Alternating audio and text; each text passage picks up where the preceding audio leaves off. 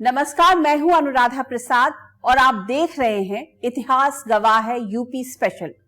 चुनावी राजनीति में जीत के लिए हमेशा एक फिक्स फॉर्मूला नहीं चलता है।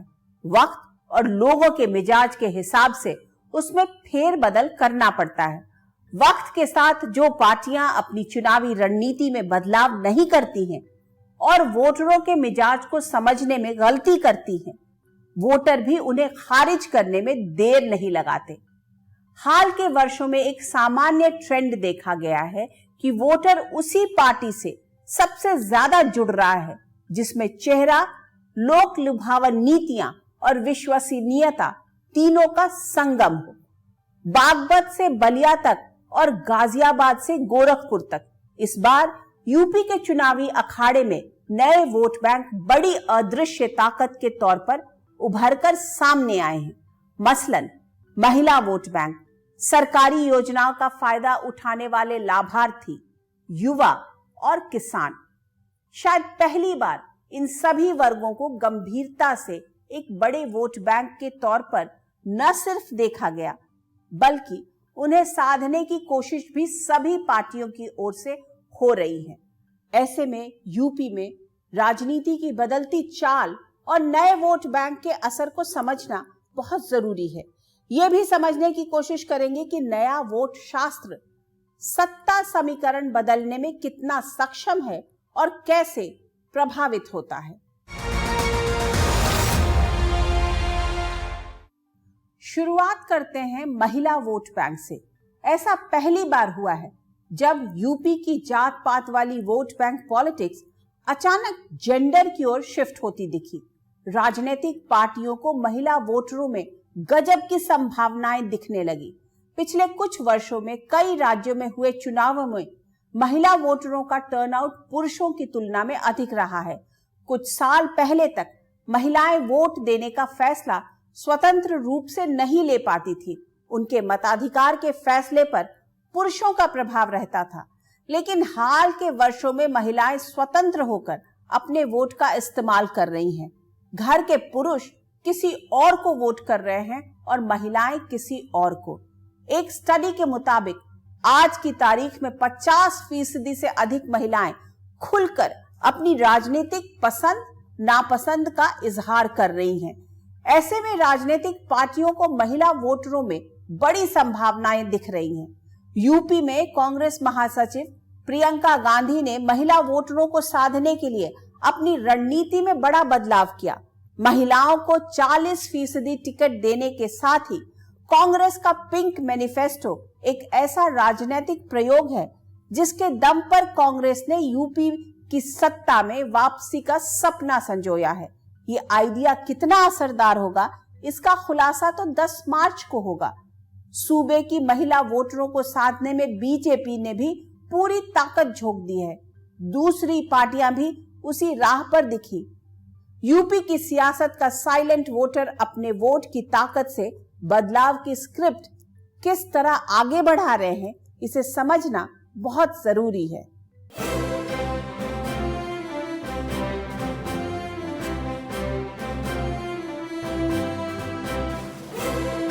चुनावी अखाड़े में खड़ी सभी पार्टियां अच्छी तरह जानती हैं कि लखनऊ के सत्ता का ताला खोलने वाली चाबी महिला वोटर्स के हाथों में है। इसी साइलेंट वोटर को लुभाने में बड़े बड़े सियासी सूरमा लगे हुए हैं। दरअसल 2017 के यूपी विधानसभा चुनाव में बीजेपी को कुल 3 करोड़ 44 लाख से अधिक वोट मिले और पार्टी 312 सीटों के साथ प्रचंड बहुमत से सत्ता में आई। साल 2012 में समाजवादी पार्टी को 2 करोड़ 20 लाख से अधिक वोट मिले, सीटें मिली 224 और अखिलेश यादव मुख्यमंत्री की कुर्सी पर बैठे।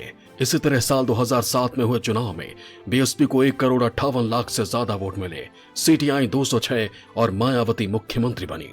उत्तर प्रदेश के 15 करोड़ वोटरों में से 6 करोड़ 98 लाख से ज्यादा महिलाएं हैं, जिनमें ज्यादातर बगैर किसी के प्रभाव में आए अपनी समझ और पसंद के हिसाब से ईवीएम का बटन दबा रही हैं। जहां तक महिला मतदाताओं का सवाल है, पिछले कई चुनाव में हमने देखा है महिला मतदाताओं ने चुनाव में बढ़ चढ़ कर हिस्सेदारी की है। यूपी में अगर 2017 के चुनाव को 2012 के चुनाव से तुलना करें तो महिला मतदाताओं की तादाद बढ़ी थी, महिलाओं ने ज़्यादा बढ़ चढ़ कर वोट किया था। मुझे आश्चर्य नहीं होगा कि 2022 के चुनाव में भी महिला मतदाताओं की भागीदारी ज़्यादा होगी। और ज़्यादा भागीदारी की एक वजह ये ज़रूर दिखाई पड़ती है कि पहले की तुलना में आज महिलाएं ज़्यादा स्वतंत्र रूप से वोट करती हैं। यूपी में महिला वोटर्स की ताकत को समझते हुए सबसे पहले कांग्रेस महासचिव प्रियंका गांधी ने जाति की जगह जेंडर कार्ड आगे बढ़ाया। उन्होंने न सिर्फ सूबे में 40% महिला उम्मीदवारों को टिकट देने का वादा किया, बल्कि उसे निभाया भी। 50% महिला है पूरे देश भर में, हर घर में 2-3 महिलाएं हैं, लेकिन आपको नकारा क्यों जा रहा है? आपकी राजनीति में पूरी भागीदारी क्यों नहीं है? जब आपकी सशक्तिकरण की बात होती है तो आपको एक गैस सिलेंडर देने की बात क्यों होती है? प्रियंका के इस दाव के बाद दूसरी पार्टियों को भी महिलाओं को लेकर रणनीति में बदलाव करना पड़ा। बीजेपी सरकार ने प्रयागराज में मातृशक्ति महाकुंभ का आयोजन किया। इसमें सूबे के हर हिस्से से महिलाओं को बुलाया गया। प्रधानमंत्री मोदी ने प्रयागराज की जमीन और मातृशक्ति महाकुंभ के मंच से 16 लाख महिलाओं को कैश स्कीम की सौगात दी।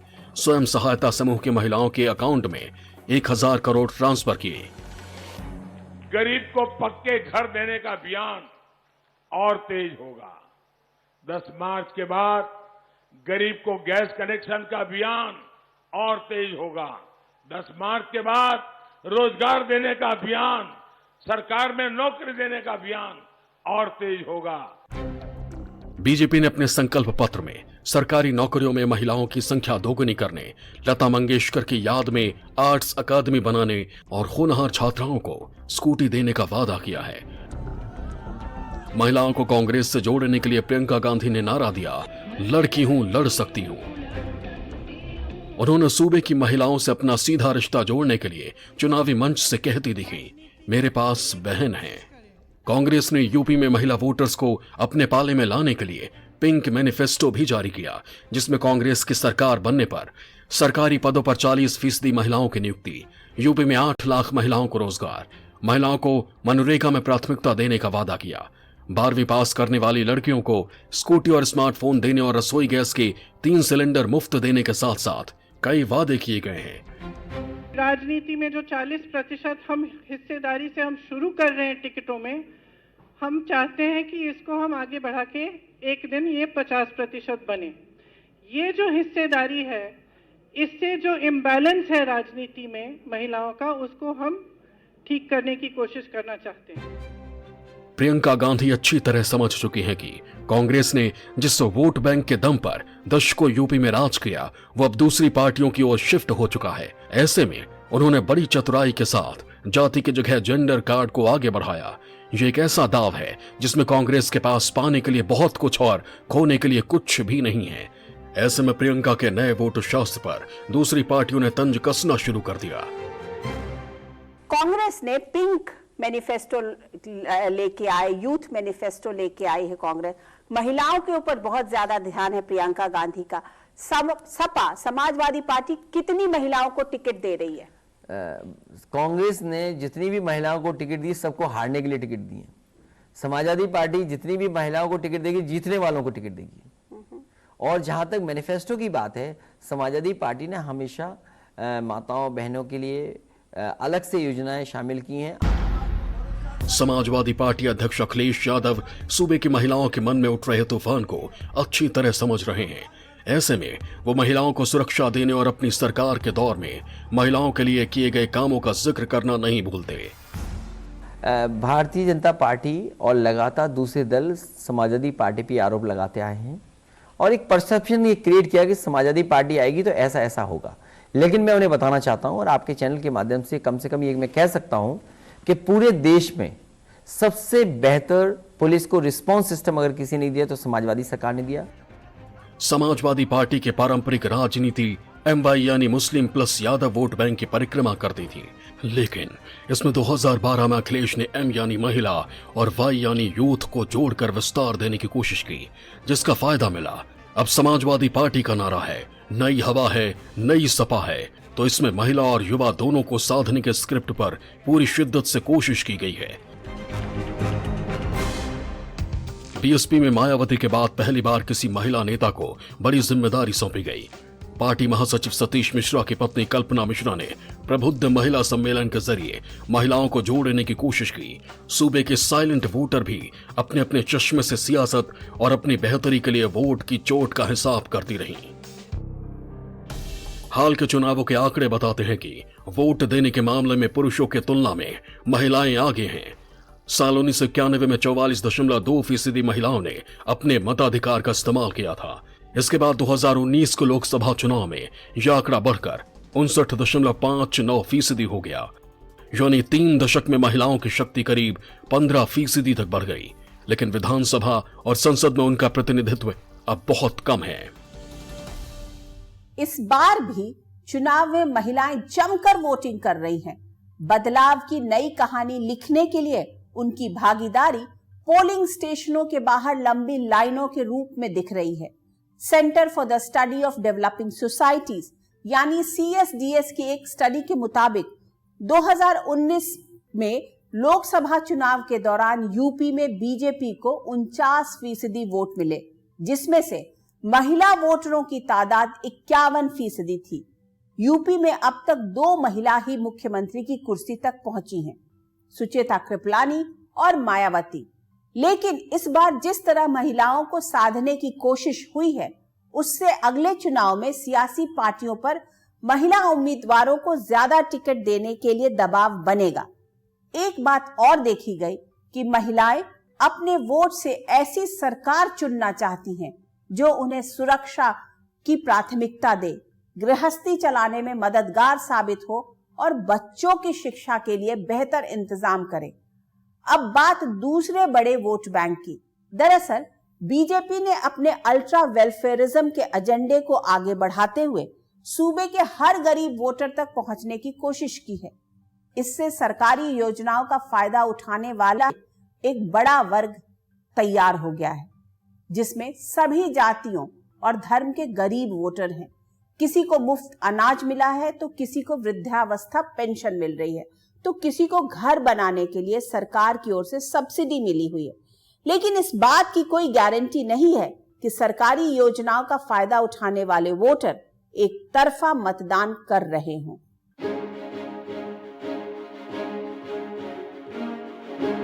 हमने मोदी का नमक खाया है, हम मोदी को धोखा नहीं देंगे। मोदी राशन दो हमें। 20 फरवरी 2022 को प्रधानमंत्री मोदी ने यह बात हरदोई के एक चुनावी सभा में कही। दरअसल मोदी योगी के सबका साथ सबका विकास के एजेंडे ने सरकारी योजनाओं से समाज के गरीबों को जोड़ने का काम किया है। केंद्र और सूबे की बीजेपी सरकार ने अपनी कल्याणकारी योजनाओं के जरिए हर गरीब के दिल में जगह बनाने की कोशिश की है, उनकी जिंदगी को आसान करने की कोशिश की है।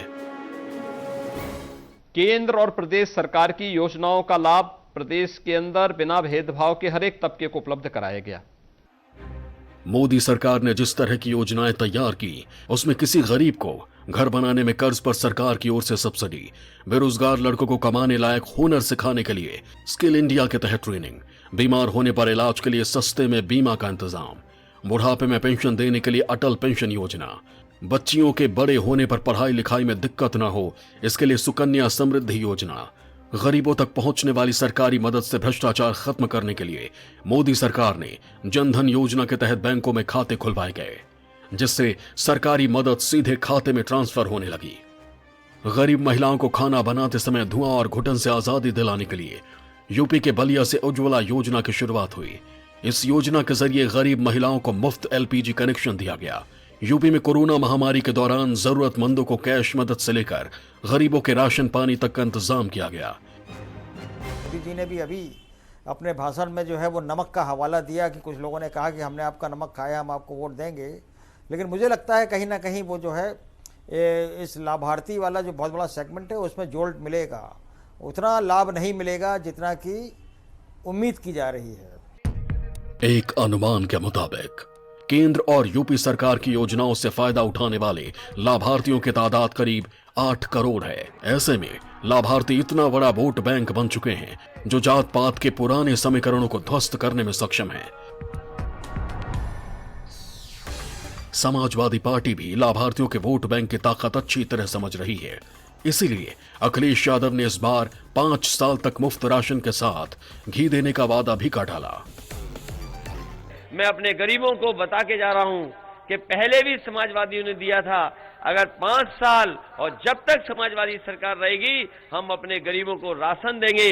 राशन के साथ साथ अगर हमें सरसों का तेल देना पड़ा खाना बनाने के लिए तो वो भी देंगे। साल में सिलेंडर 2 देंगे और अपने गरीबों का स्वास्थ्य बेहतर हो जाए तो 1 किलो घी भी उनको देने का काम समाजवादी सरकार में राशन में होगा। 7वें चरण में पूरा का पूरा सुपड़ा साफ होने जा रहा है। जो पार्टियां यूपी की सत्ता में वापसी के लिए हाथ पैर मार रही हैं, वो सरकार बनने पर योगी सरकार से भी बेहतर फायदा वोटर्स को पहुंचाने का वादा कर रही हैं। बीजेपी को उम्मीद है कि मुफ्त राशन, मुफ्त एलपीजी कनेक्शन और पीएम आवास योजना के तहत पक्का घर हासिल करने वाले लाभार्थियों का बड़ा हिस्सा कमल खिलाने में मददगार साबित होगा।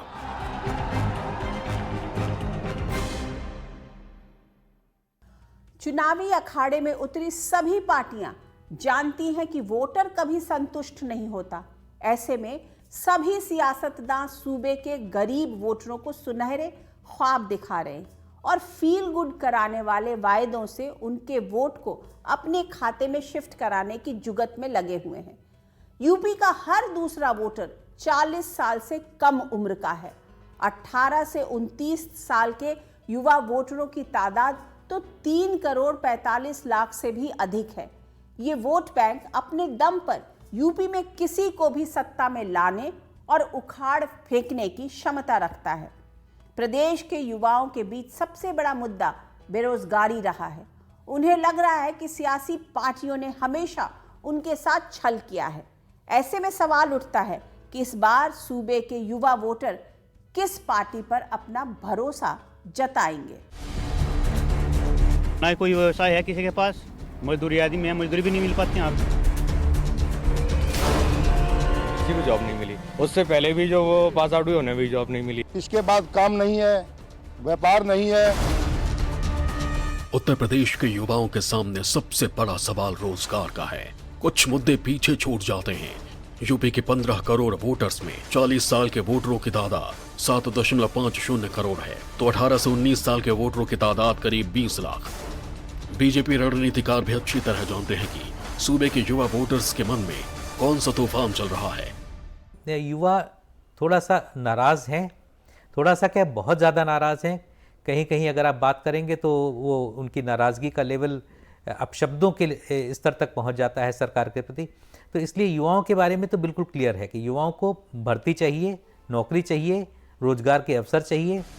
ऐसे में युवा वोट बैंक को साधने के लिए बीजेपी ने अपने संकल्प पत्र में हर घर में एक युवा को सरकारी नौकरी या स्वरोजगार का अवसर देने, 2 करोड़ टैबलेट और स्मार्टफोन देने, प्रति व्यक्ति आय दोगुनी करने, सरकारी विभागों के खाली पद भरने का वादा किया है।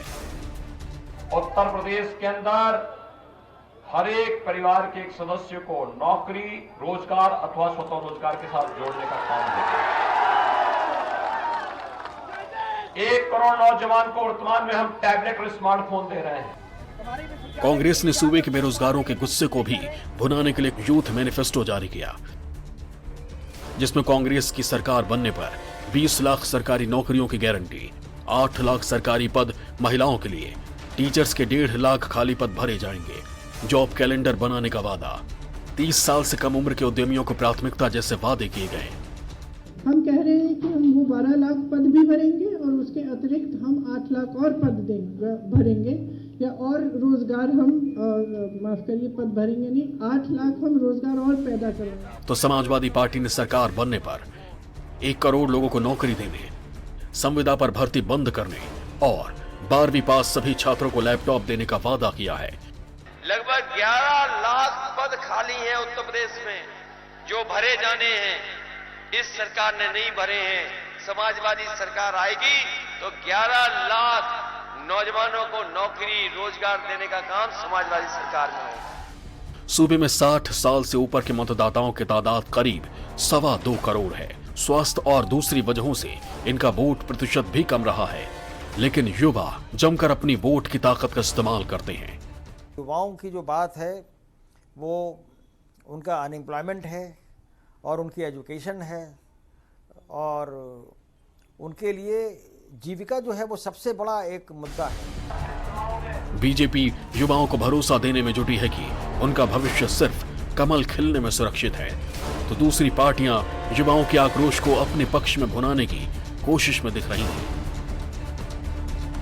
सूबे के बेरोजगार युवाओं को साधने के लिए प्रियंका गांधी यूथ मैनिफेस्टो का दांव चल चुकी हैं। प्रियंका गांधी की उम्र 50 साल है, मुख्यमंत्री आदित्यनाथ की उम्र 49 साल और अखिलेश यादव की 48 साल। मतलब तीनों ही नेता युवा हैं, जोश से लबरेज हैं। मायावती की उम्र भले ही इन तीनों की तुलना में ज्यादा हो, लेकिन उनकी पार्टी ये बताना नहीं भूलती कि उनके दौर में युवाओं को रोजगार देने के लिए किस तरह की पहल हुई। युवाओं के गुस्से और सपने दोनों को इस चुनाव में भुनाने की बेहिसाब कोशिश दिख रही है। सूबे की राजनीति में चौथा बड़ा वोट बैंक है किसानों का। सूबे के 15 करोड़ वोटरों में से 9 करोड़ का ताल्लुक खेती से है। चुनावी राजनीति में किसानों की अहमियत का अंदाजा इस बात से लगाया जा सकता है कि उनकी नाराजगी दूर करने के लिए मोदी सरकार को अपने तीनों कृषि सुधार कानून वापस लेने पड़े। अखिलेश यादव ने आवारा पशुओं और खाद की कमी को बड़ा मुद्दा बनाकर किसानों को अपने पाले में खींचने की कोशिश की है। कांग्रेस ने भी खुद को किसानों के करीब दिखाने में कोई कसर नहीं छोड़ी है।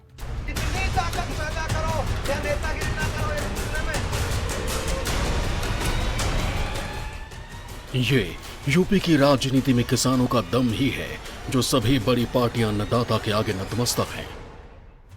बीजेपी ने सिंचाई के लिए मुफ्त बिजली देने का वादा किया, तो समाजवादी पार्टी ने 2025 तक कर्ज मुक्त बनाने का, कांग्रेस ने सरकार बनने के 10 दिन में कर्ज माफी का वादा किया है।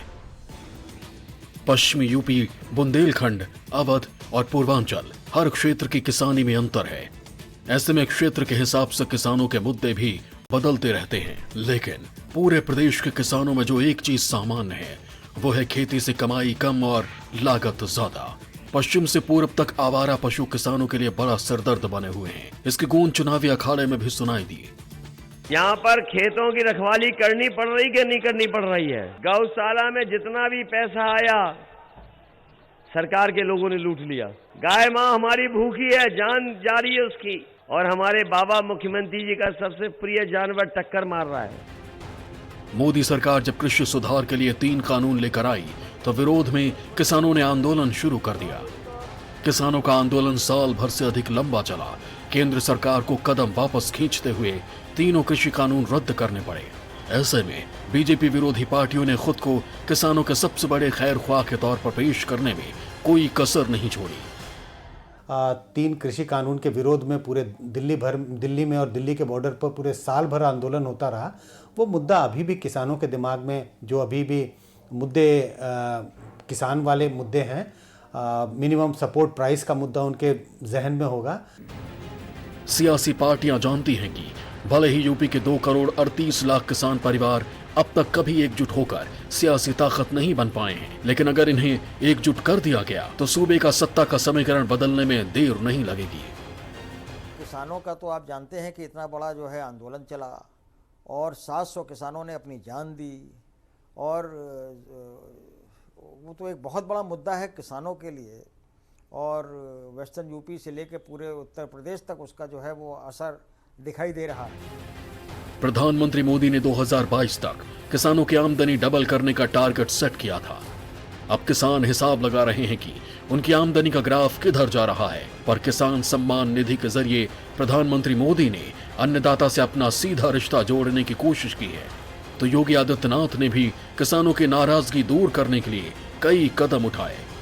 कि 2017 में आने के तत्काल बाद 36,000 करोड़ रुपए का किसानों का कर्ज माफी भी हमारी सरकार ने किया। और यही नहीं, उसके बाद किसानों से लाखों टन खाद्यान्न खरीदा है, यानी रिकॉर्ड मात्रा में खरीदा है। किसान आंदोलन का सबसे ज्यादा असर पश्चिमी यूपी यानी जाटलैंड में दिखा। आरएलडी ने किसानों के साथ खड़े होकर अपनी राजनीतिक जमीन मजबूत करने की पुरजोर कोशिश की, तो यूपी के वोट शास्त्र में जुड़े नए वोटर सियासी पार्टियों की चाल, चेहरे और मंसूबों का हिसाब लगाकर अपना फैसला सुना रहे हैं। हमेशा वही नेता सफल होता है जो समय से आगे की सोच रखता हो और लोगों के दिलों में जगह बनाने में माहिर हो। यूपी में एक सामान्य धारणा रही है कि जिसको 33% से अधिक वोट मिलते हैं, सरकार उसी की बनती है।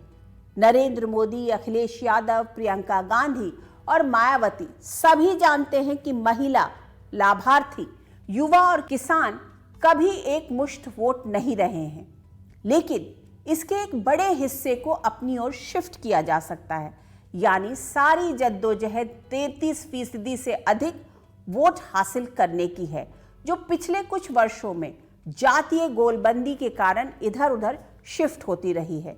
इस नए वोट शास्त्र में गुरु कौन बनेगा और कौन चेला रह जाएगा, इसका खुलासा गुरुवार यानी 10 मार्च को ही होगा। आज के इस एपिसोड में बस इतना ही। मुझे दीजिए इजाजत। चुनाव से जुड़ी खबर, ईमानदार विश्लेषण और अपने हक से जुड़े मुद्दों के लिए आप देखते रहिए न्यूज़ 24। नमस्कार।